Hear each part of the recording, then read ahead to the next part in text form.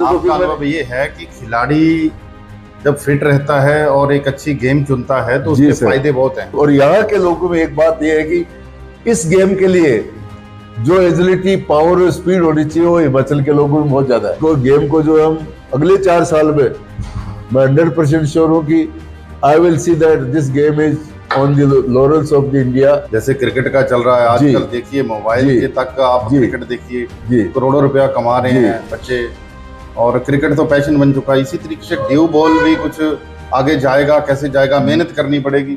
नमस्कार, जय हिंद। आज हमारे साथ जुड़े हैं राष्ट्रीय अध्यक्ष ड्यू बॉल, जो कि एक भारतीय गेम है। खिलाड़ी इसमें अभी कैसे अपना योगदान दें, इसके लिए आज हम स्पेशली साक्षात्कार करेंगे ड्यू बॉल के अध्यक्ष हमारे राष्ट्रीय डूंगर सिंह शेखावत जी। तो इनसे अपना परिचय भी देंगे और ड्यू बॉल के बारे में बताएंगे कि है क्या ये ड्यू बॉल। तो प्लीज़ सर।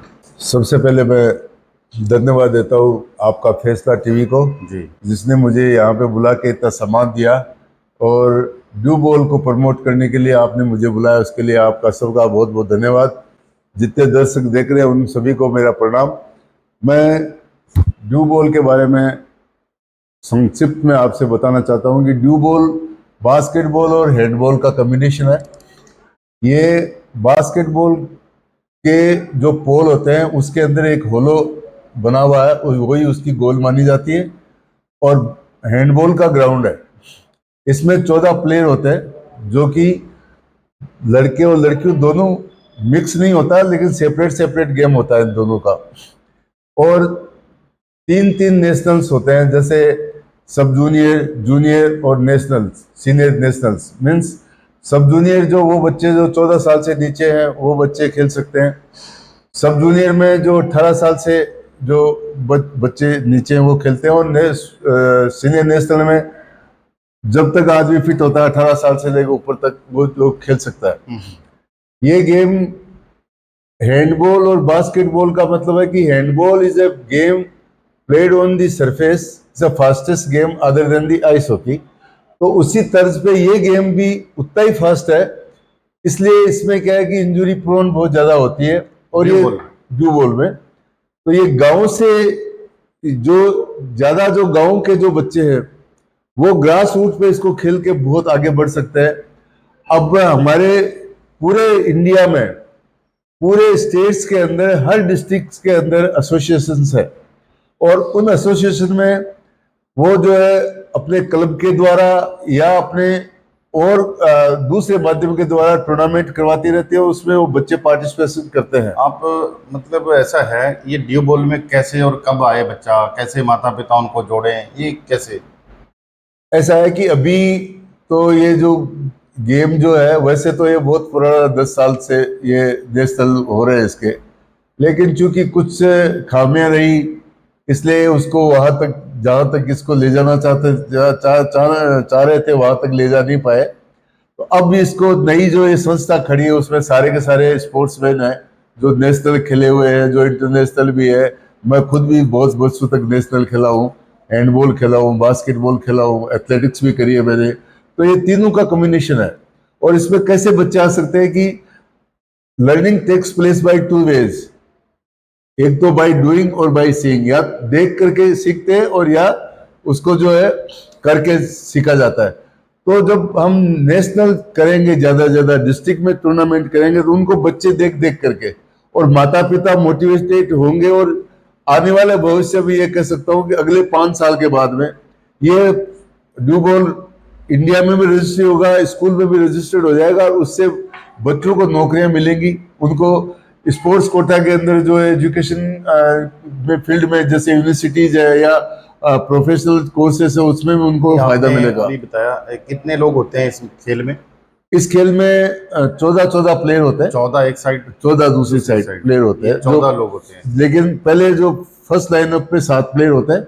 7 जो है अक्सर। तो ये थोड़ा सा बताएंगे कि किस तरीके से कैसे कैसे कितनी देर का गेम है, कितना समय लगता है, ये थोड़ा सा। नेचुरली ये गेम तो शुरू शुरू में तो इस गेम को जैसे 1 घंटे का ये गेम है, 1 घंटे का। लेकिन उसके अंदर पहले 10 मिनट में हाफ का जो इंटरवल होता है, पहले हाफ में आधा घंटा, फिर हाफ में आधा घंटा, और बीच में 10 मिनट का इसके अंदर रेस्ट होता है।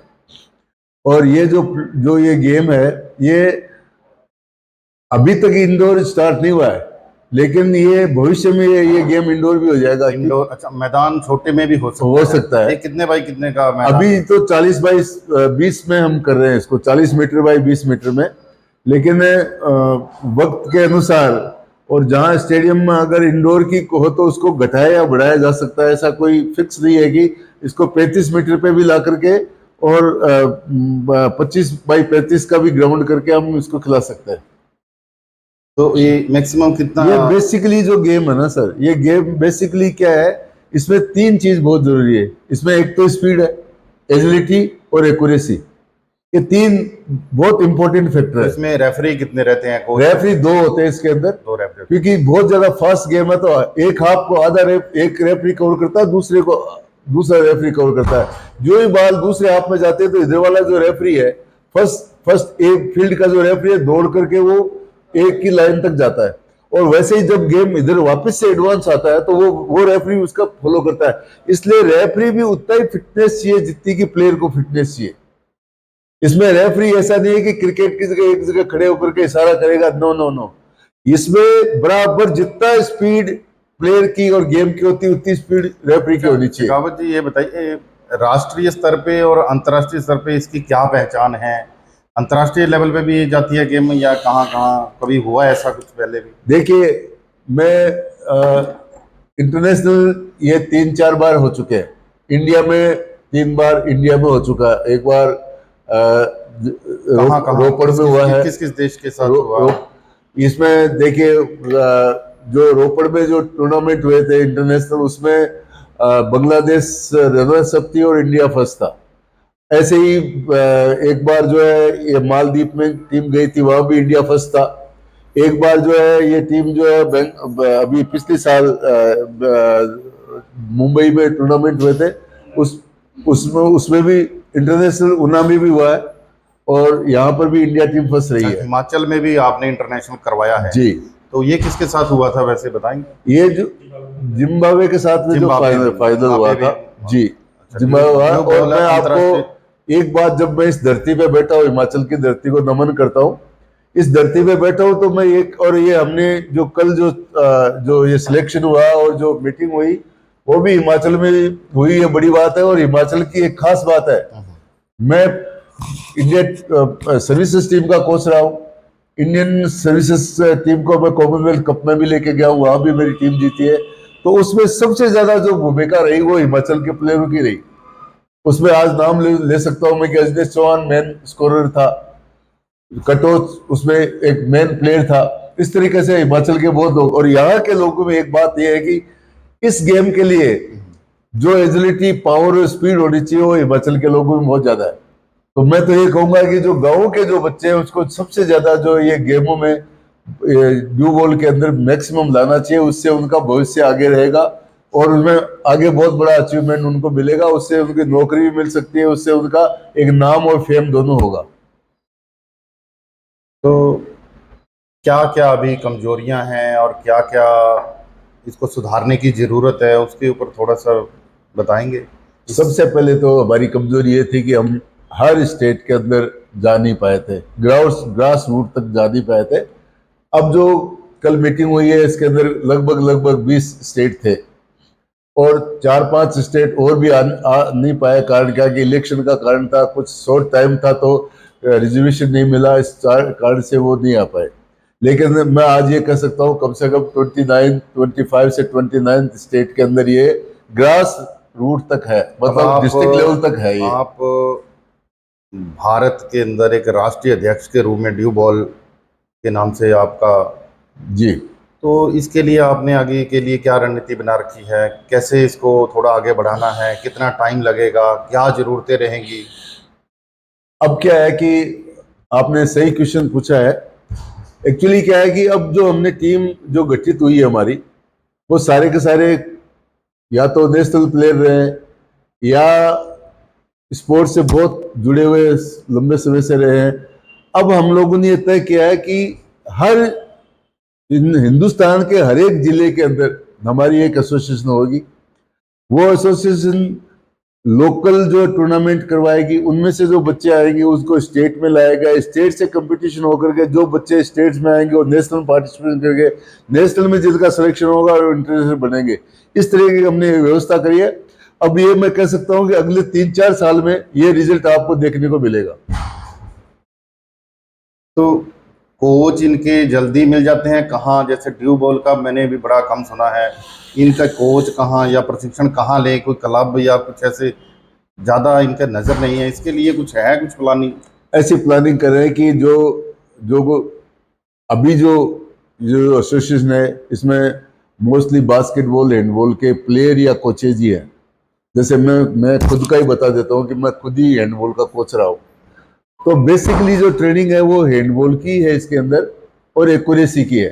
तो ये हमारे जो डिस्ट्रिक्ट लेवल के जो लोग हैं, जो एसोसिएशन में डिस्ट्रिक्ट लेवल के लोग हैं, जो फिजिकल ट्रेनर्स हैं, जो फिजिकल इंस्ट्रक्टर्स हैं, उनको हम यहाँ पे क्लिनिक बुला रहे हैं। पहले हम एक रेफरी क्लिनिक बुला रहे हैं, यहाँ पे यूना में ही बुला रहे हैं। इसके लिए क्या कोचों को भी आप ट्रेनिंग देते हैं? जी, हम कोच तो बना नहीं सकते, लेकिन खिलाड़ी जैसे आपके पुराने हैं या कुछ है उनके लिए जी, वो जो पुराने जो खिलाड़ी रहे हैं या जो कोचेज रहे हैं उनके माध्यम से फिजिकल ट्रेनिंग देके उनको। कहने का मतलब है कि आप जो खिलाड़ी ऑल रहता है मैदान में जी, आप उनको ही हर जिले में ट्रेनिंग देकर उनको साथ जोड़ेंगे जी, ये मतलब है जी, जी, भारत भर में आप इस तरीके से मुहिम चलाएं जी। और जिस स्टेट में हमारी कमजोरी है वहां हम लोग क्या करने वाले हैं कि एक एग्जीबिशन मैच कराएंगे 2 अच्छी टीमों का, जो कि बहुत स्टैब्लिश टीम है, उनको ले जाके, सपोज करो कि हिमाचल की एक बहुत अच्छी टीम है, पंजाब की एक अच्छी टीम है और हम नॉर्थ ईस्ट में कमजोर है, तो नॉर्थ ईस्ट में मैं वहां पे टूर्नामेंट कराऊंगा। जैसे गुवाहाटी में करवाया तो सारी की सारी जो 9 सिस्टर्स है वो सारी की सारी 7 सिस्टर्स जो वहां के जो है नॉर्थ ईस्ट के जो है वो उसको देखेंगे भी, और वहां के जो लोगों को हम इन्वॉल्व भी करेंगे, उसको सेक्रेटरी भी इंटरेस्ट लेगा और वहां से प्लेयर भी तैयार होंगे और रेफरीज भी देख करके तैयार हो जाएंगे। ऐसा मैं मानता हूं। और धीरे धीरे उनको जरूरत पड़ेगी तो हम यहाँ से बंदा भेज के और उनको कोचिंग दिलाएंगे, उनकी टीम तैयार करेंगे। और इस तरीके से मेरा मानना है कि हम 3-4 साल के अंदर ये पूरा हिंदुस्तान के अंदर ये गांव डानी इस ड्यू बॉल को फैला देंगे। तो एक क्रिकेट जैसे जुनून जैसे क्रिकेट का चल रहा है आजकल, देखिए मोबाइल के तक आप क्रिकेट देखिए, करोड़ों रुपया कमा रहे हैं बच्चे, और क्रिकेट तो पैशन बन चुका है। इसी तरीके से ड्यू बॉल भी कुछ आगे जाएगा, कैसे जाएगा? मेहनत करनी पड़ेगी। मुझे याद है कि 72-73 में ये ओनली रेडियो पे क्रिकेट आती थी और चंद लोग सुनते थे, लेकिन इसको जब नए लोग आए और नए आइडियाज लेके आए तो उन्होंने फाइनेंसर्स को भी जोड़ा, स्पॉन्सर्स को भी जोड़ा, कोचेज को भी जोड़ा और उन्होंने प्रेस को भी जोड़ा और मीडिया को भी जोड़ा। और मैं इसमें सबसे ज्यादा जो अब मैं कैसे प्रमोट कर पाऊंगा, मैं अकेले नहीं कर पाऊंगा। मेरा सारा सबसे बड़ा सहारा तो हम जो चौथा स्तंभ है, जो प्रेस है, जो मीडिया है, जो टीवी है, वो चैनल्स जो है जितना हमें सहयोग करेंगे, और मुझे आशा है कि उनके मन में भी एक टिस है कि एक हम क्रिकेट के पीछे ही क्यों पड़े, हमारे जो गाँव में जो लोग हैं उन गाँव के बच्चों को भी हम डेवलप करें। इसलिए मीडिया, मेरे को पता है, मेरा पूरा साथ देगा, और मीडिया साथ देगा तो इस गेम को डेवलप करने में बहुत टाइम नहीं लगेगा, क्योंकि मीडिया अगर हमें थोड़ा सा पुश कर लेगा तो हमारे साथ में स्पॉन्सर्स आ जाएंगे। स्पॉन्सर आते ही सारा का सारा गेम एकदम से खड़ा हो जाएगा। स्पॉन्सर आते ही प्लेयर खड़ा होगा, प्लेयर खड़ा होगा। बड़ा अहम सवाल मैं करना चाहता हूँ, जो मन में मेरे आया सर, कि माता पिता को आप सलाह दें कि इसमें कितना खर्च आ जाता है। कुछ ज़्यादा महंगी गेम तो नहीं है, जैसे और भी काफ़ी महंगी गेमें हैं, बच्चों को माता पिता नहीं डाल सकते, खिलाड़ी नहीं बना, क्योंकि खेल खिलाड़ी का तो तभी संभव है तो इसमें थोड़ा। आपका क्वेश्चन इतना कारगर और इतना सटीक है, मैं इसके लिए आपको धन्यवाद देता हूं जो आपने क्वेश्चन पूछा जी। ये ऐसा गेम है जो सबसे गरीब, जिसको हम बीपीएल परिवार का लोग कहते हैं, वो खेल सकता है। अच्छा, उसमें बॉल हम दे रहे हैं, ग्राउंड भगवान ने दे रखा है, और हर गांव में तो ग्राउंड है ही है। बोले हम लोग देंगे, मतलब डिस्ट्रिक्ट जो एसोसिएशन है वो बॉल प्रोवाइड करेगी, और उसमें दो ही चीज है, बॉल और ग्राउंड, और तीसरी एक्विजिशन में एक बोर्ड। तो ये तीन चीज जहां पे प्रोवाइड हो जाएगी वहाँ ड्यू बॉल तो ड्यू बॉल अपने आप ऑटोमेटिक आ जाएगी। उस परिवार को कुछ नहीं जेब से बहुत खर्चा, आसान है, मतलब बहुत आसान है।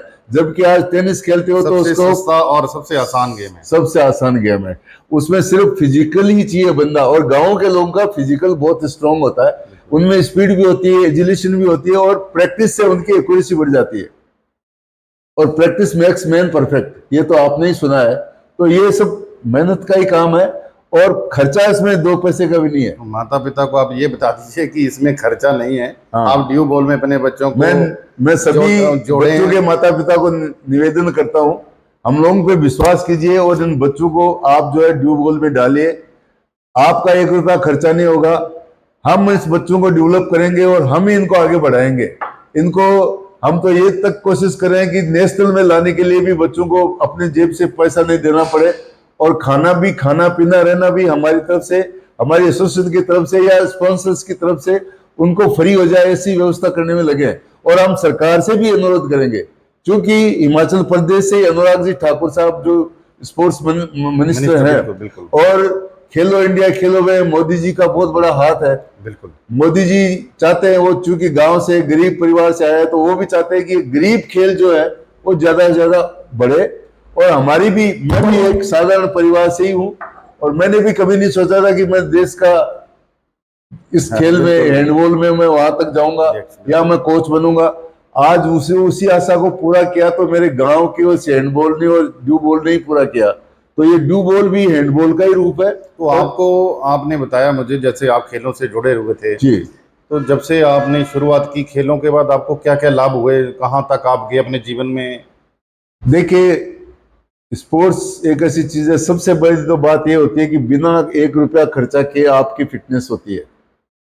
आपका जब शरीर आपका स्वस्थ है तो आपका सब कुछ स्वस्थ है। खिलाड़ी का एक सबसे बड़ा तो ये अचीवमेंट है। दूसरी बात, आज जो मैं यहाँ तक आया हूँ वो इसी गेम के कारण से ही आया हूँ। नहीं तो मैं भी गांव का आदमी था, तो मैं वहीं तक रह जाता। आपके जीवन में कैसे खेल, कौन सी गेम थी, कैसे कहाँ लेके शुरू में स्पोर्ट्स कोठियारी स्कूल में पढ़ता था, वो गांव की एक स्कूल थी, 5-5 किलोमीटर के बीच में एक जंगल में स्कूल थी। उस स्कूल में पढ़ करके और मैं जो है वहाँ पे बास्केटबॉल का उन दिनों बहुत क्रेज था हमारे सीकर जिले में, और आज भी हमारे सीकर जिले में बास्केटबॉल बहुत है। बास्केटबॉल के बाद हैंडबॉल आई, तो मैं बास्केटबॉल खेलने लगा। उसी दौरान मेरा एयरफोर्स में सिलेक्शन हो गया, एयरफोर्स में। जी। उसके बाद में क्या हुआ था कि बास्केटबॉल वहां खेल रहे थे, तो उस समय बास्केट में लगातार 5 प्लेयर फर्स्ट लाइनअप जो था वो इंडिया थे। तो मैंने देखा यहाँ मुझे बहुत टाइम लगेगा, तो उसी दौरान क्या था कि एथलेटिक्स का, तो क्योंकि गांव की स्कूल थी तो हम तो दौड़ता भी थे, ये भी करते थे। तो फिर अनुभव ये है कि खिलाड़ी जब फिट रहता है और एक अच्छी गेम चुनता है तो उसके फायदे बहुत हैं। जी सर, बिल्कुल बिल्कुल। तो उन्हीं फायदों से आपको कहीं स्थान मिलता है, तो कहीं ना कहीं 5% 10% आपको बिल्कुल उसी से नेम और फेम दोनों आपके जुड़ते हैं, और वहां तक ही आदमी को, लोग को पहचानते हैं। आज जो स्नेह मिल रहा है, आज जो लोग मुझे पहचान रहे हैं, उसका कारण है, और सिर्फ कारण ये स्पोर्ट्स ही है। तो ड्यू बॉल में आगे कैसे कैसे बच्चों को फायदा रहने वाला है? ड्यू बॉल में हम कोशिश करेंगे कि मैंने जैसा अभी आपसे निवेदन किया कि यहाँ के जो मंत्री है जी ठाकुर साहब जी, सबसे पहले तो हम कोशिश करेंगे कि मेरी फेडरेशन के द्वारा हम इसको रिकॉग्नाइज करने के लिए इसको रजिस्टर करवाएं, और स्कूल गेम्स में इसको हम जुड़वाएं। स्कूलों में जब ये दोनों काम हो जाएंगे तो मैं श्योर हूं कि 100% बच्चों को नौकरियां भी मिलेगी, बच्चे आगे भी बढ़ेंगे, और इंटरनेशनल में भी हमारा नाम होगा, इंटरनेशनल। जी हाँ। अभी तक जो हमारी कमजोरी रही यही रही कि हम ना तो रजिस्टर कर पाए, ना हम स्कूल गेम्स में इसको ले पाए। इसके कारण मैं मानता हूं कि कहीं न कहीं संगठन में कमजोरी थी, और प्लेयरों में तो कोई कमजोरी हो ही नहीं सकती जब संगठन कमजोर है।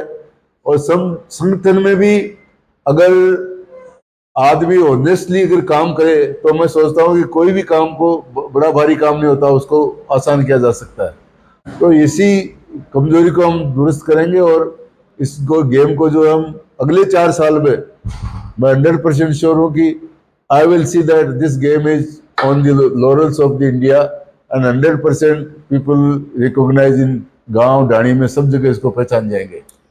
तो आज हमारे साथ डूंगर सिंह शेखावत जी थे। उन्होंने ड्यू बॉल के बारे में आपको सारी जानकारी दी, कैसे कैसे माता पिता को ड्यू बॉल में बच्चों को भेजना चाहिए। बहुत आसान खेल है ये और बड़ा सस्ता भी है, कोई ज़्यादा खर्च नहीं होता है। जी जी। और इसके साथ जुड़ें, अपना मानसिक और आत्मविश्वास बढ़ाएं। आप धन्यवाद मैं हमारे। आपको बहुत बहुत धन्यवाद देता हूँ आपको टीवी को, और उम्मीद करता हूँ कि मीडिया हमारा साथ दे इस ड्यू बॉल को डेवलप करने में, और जब आप साथ देंगे तो सारे दूसरे जो जो स्तंभ है वो ऑटोमेटिकली हमारे साथ आ जाएंगे। इसी के साथ मैं आपको पुनः एक बार धन्यवाद देता हूँ। Thank you sir.